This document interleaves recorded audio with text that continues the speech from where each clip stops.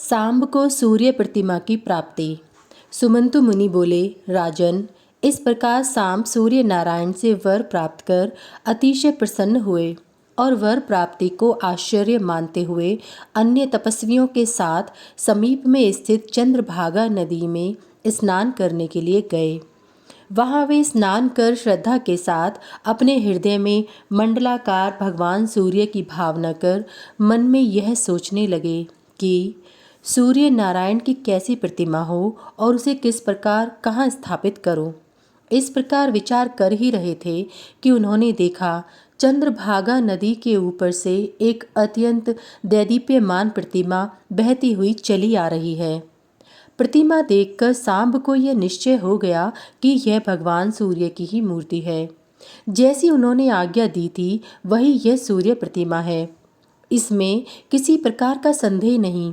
यह सोचकर नदी से उस तेज से चमकती हुई मूर्ति को निकालकर उन्होंने मित्रवन मुल्तान में एक स्थान पर तपस्वियों के साथ विधि पूर्वक उसकी स्थापना की। एक दिन सांब ने सूर्य प्रतिमा को प्रणाम कर पूछा, नाथ, आपकी यह प्रतिमा किसने बनाई? इसकी आकृति बड़ी सुंदर है, आप कृपा कर बताएं। प्रतिमा बोली, सांब, पूर्व काल में मेरा रूप प्रचंड तेजोमय था। उससे व्याकुल होकर सभी देवताओं ने प्रार्थना की कि आप अपना रूप सभी प्राणियों के सहन करने योग्य बनाएं, नहीं तो सभी लोग जल जाएंगे। मैंने महातपस्वी विश्वकर्मा को आदेश दिया कि मेरे तेज को कम कर मेरा निर्माण करो। मेरा आदेश प्राप्त कर उन्होंने शाक द्वीप में चक्र को घुमाकर मेरे तेज को खराद दिया। उसी विश्वकर्मा ने कल्प वृक्ष के काष्ठ से यह मेरी सुलक्षणा प्रतिमा बनाई है। तुम्हारा उद्धार करने के लिए मेरी आज्ञा के अनुसार विश्वकर्मा ने ही सिद्ध सेवित हिमालय पर इसे निर्मित कर चंद्रभागा नदी में प्रवाहित कर दिया है। सांब, यह स्थान बड़ा शुभ है, सुंदर है। यहाँ सदा मेरा सानिध्य रहेगा।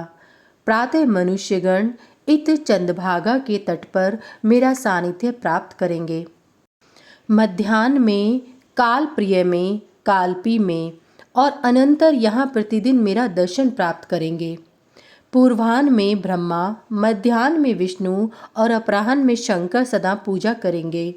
महाबाहु, इस प्रकार भगवान सूर्य के ऐसा कहने पर सांब अत्यंत प्रसन्न हुए और भगवान सूर्य भी अंतर्ध्यान हो गए।